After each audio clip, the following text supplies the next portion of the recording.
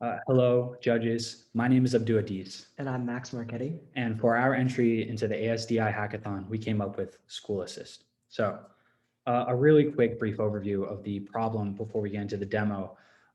Two of the biggest UN Sustainable Development Goals are no poverty and quality education, and they're very hand in hand, as quality education is an escape route for a lot of families in the US to escape poverty.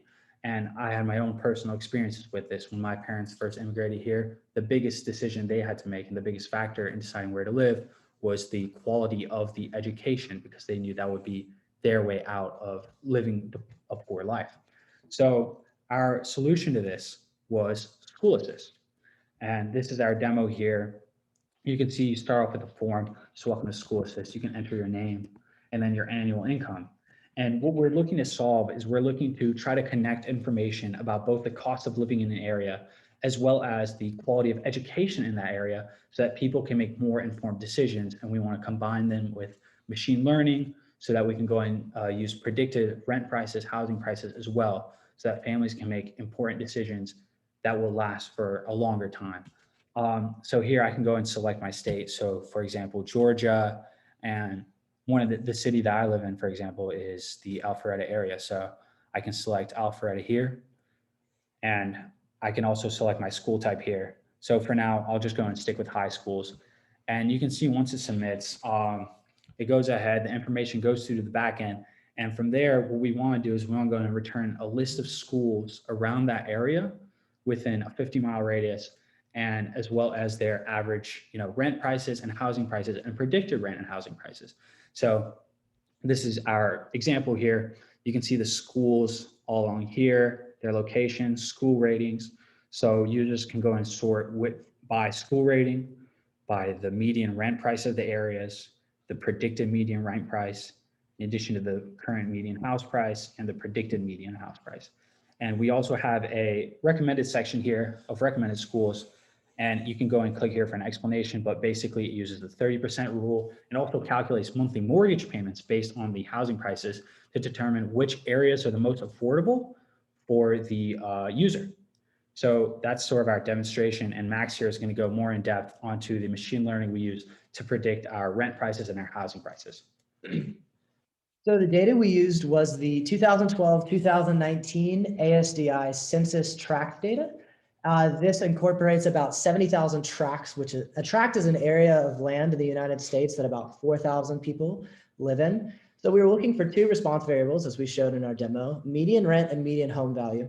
So in order to predict these for the next year, which would be 2020, since we only have data from 2012 to 2019, I decided to make an ARIMA model for each tract. So that means I made 70,000 different ARIMA models. So since that's a lot of models to make at one time, I had to find a way to optimize the hyperparameters more than just, usually you would just want to look at these graphs, but instead I found a way to optimize them for each model in a loop.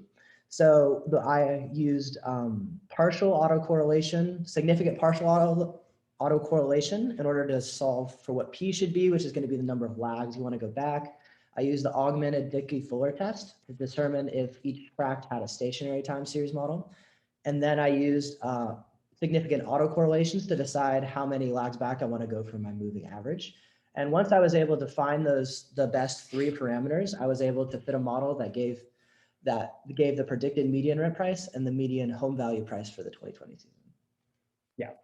So, that's the basis behind what we use there. And going into the AWS integration, so all of our machine learning was run on SageMaker Studio Lab, and that is also in our GitHub repository. But after it was run on SageMaker Studio Lab, the results were then sent to DynamoDB. In addition to that, our entire project, all of SchoolAssist, is using Amplify. So it uses Amplify to go and handle all the backend, uses Lambda to go and query the DynamoDB and make the necessary changes to the school so that we can go and output schools in our desired way and sync schools with their corresponding prices. It uses S3 because that's where we got the data from. All the ASDI data was all pulled from S3. API Gateway we use to handle the API. And we also use CloudWatch to go and monitor API calls, monitor the status of the backend, basically. So we used a lot of different AWS services, I guess would kind of be my point there. And you can see all of that in the GitHub repo. But yeah, that's our project. We hope you enjoy it. And yeah, thank you so much. And thank you for taking the time to watch our video. Thank you. Oh, pretty good.